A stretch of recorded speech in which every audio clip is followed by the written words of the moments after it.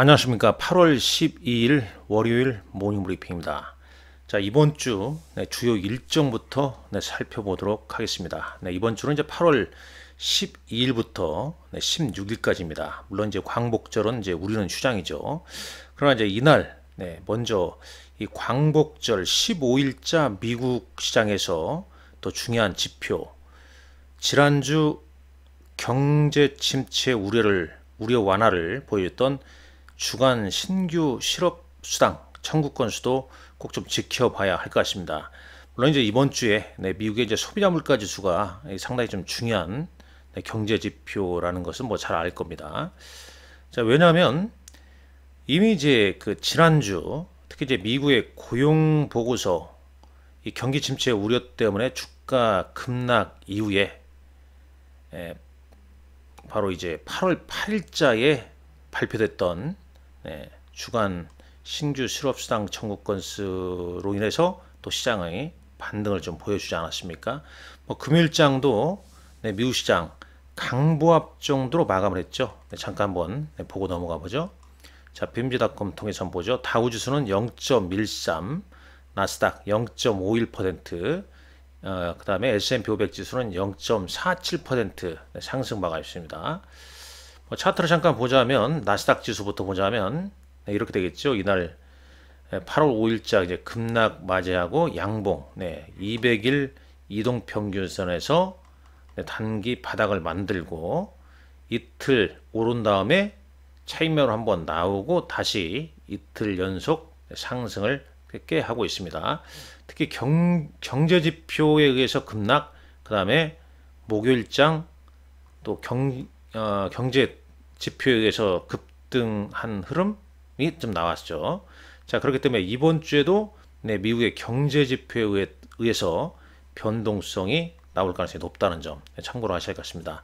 먼저 이제 8월 12일자, 자, 오늘 관세청에서 발표는 이제 한국 수출 동향 1일에서 10일까지 8월 1일부터 8월 10일까지의 수출 데이터 한번 챙겨보시고요.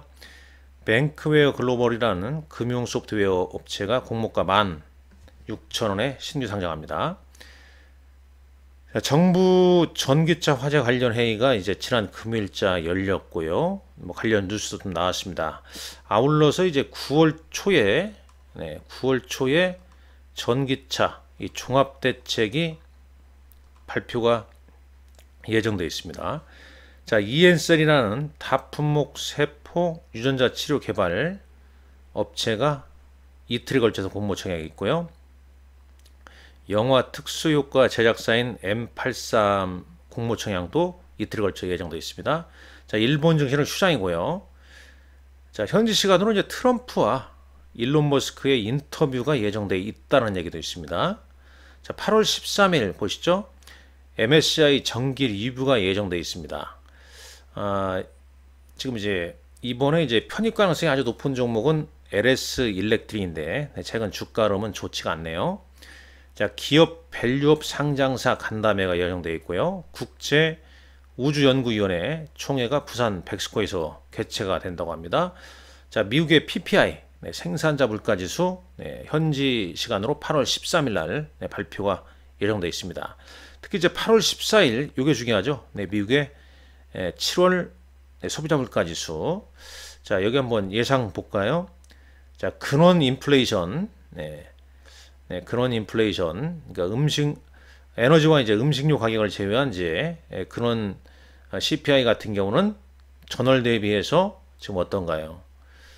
한 0.3% 증가할 걸로 예상하고 있죠. 그 다음에 이제 전년 동월 대비해서는 3.3%.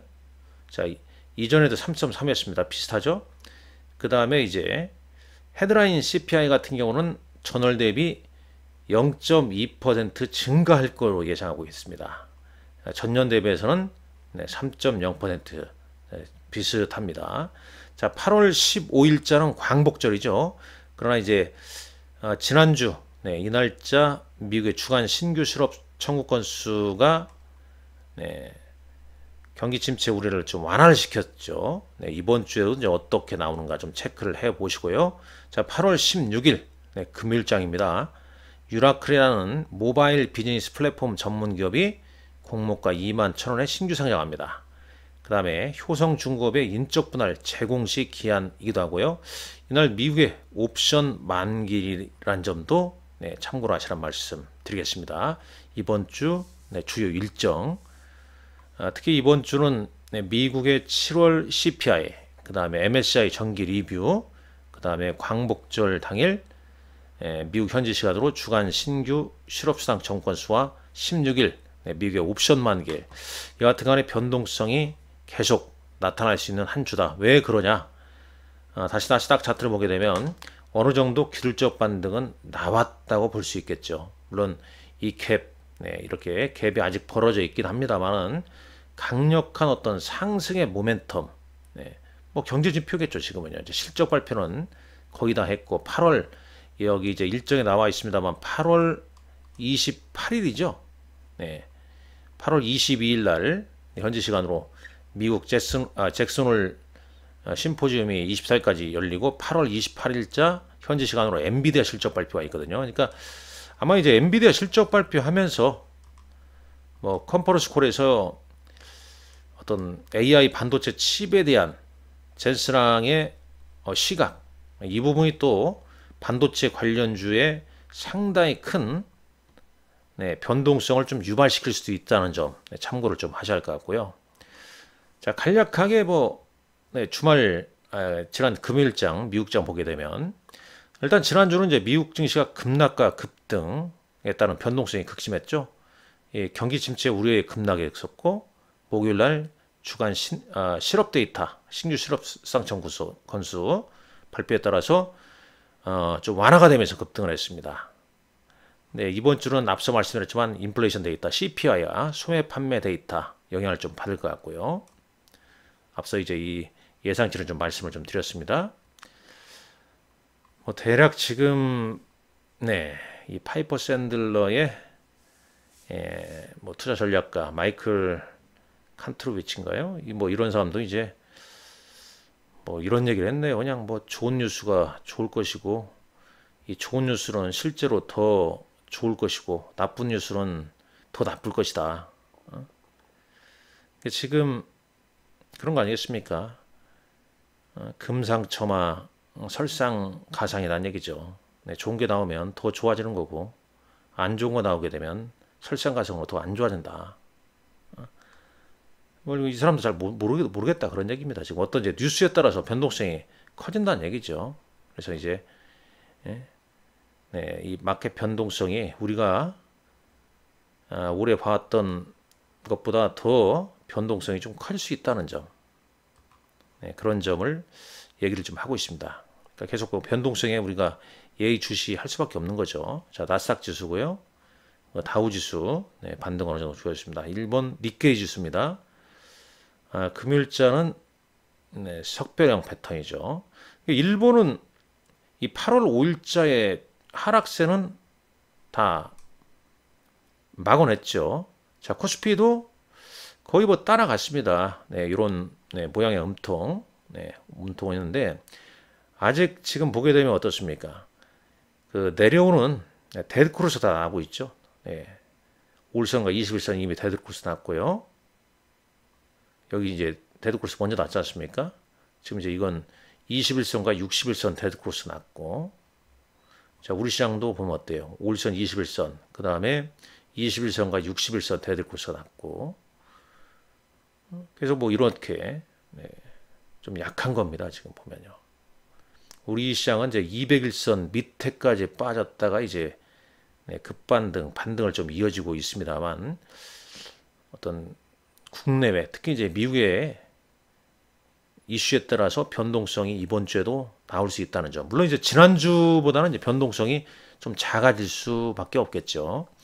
자, 코스피 200 야간 선물 지수는 1.1포인트 상승했고요. 자, 원달러 환율 NDF에서 1364원대로 끝났습니다. 자, 그리고 이제 이걸 한번 보시죠. VIX는 14.38% 하락했습니다. 그러니까 이제 변동성 지수는 상당폭 좀 떨어졌다는 얘기죠.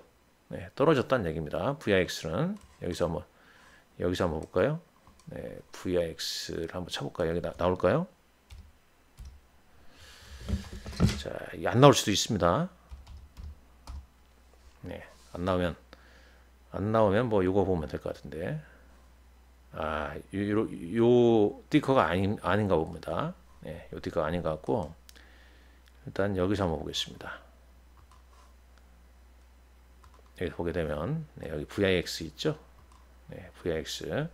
이거 이제 조정해서 financehow.com에서 한번 차트를 여러분들 직접 좀 확인하시라. 네, 이 말씀 좀 드리겠고, 그러니까 말씀드리려고 하는 요지는 이제 최근에 이제 VIX가 변동주가 이제 최고점 찍고 지금 연 3일째 하락폭이 크다는 겁니다.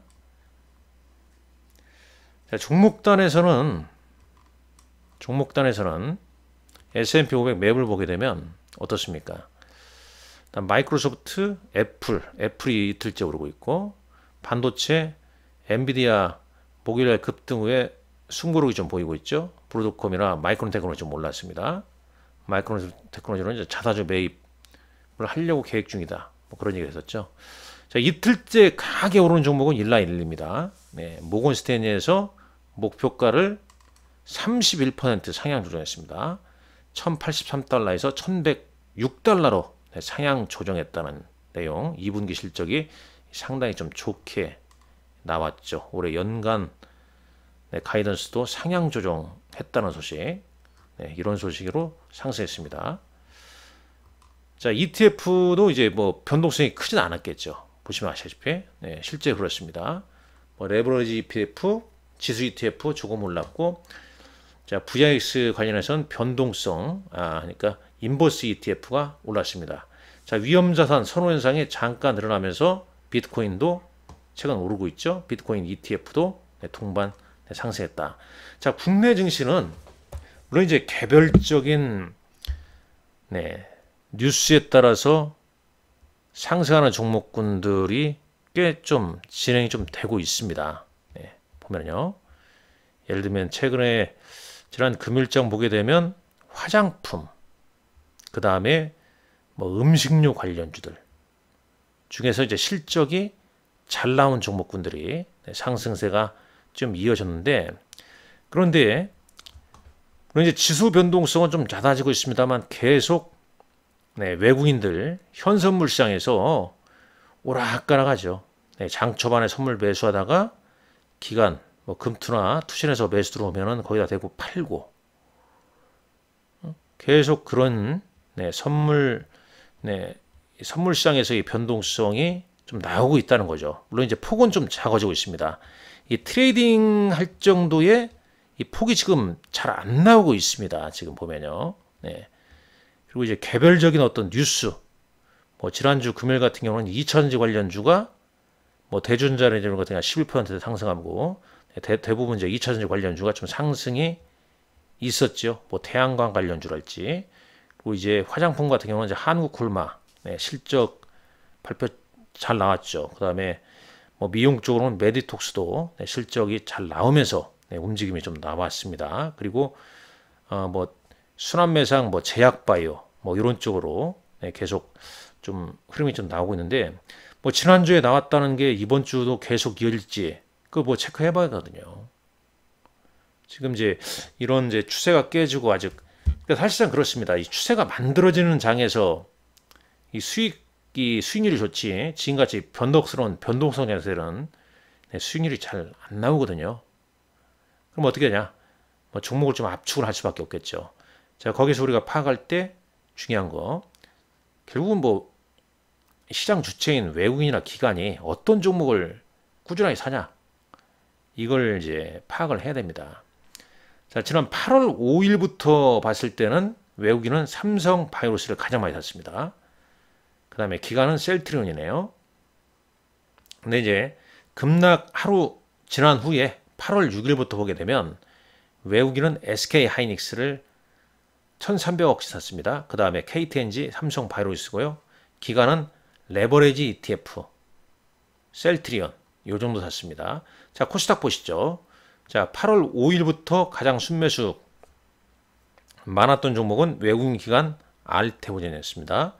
자, 8월 6일 이후에 순매수 보시죠. 에코프로 BM, 에코프로가 끼어 있네요.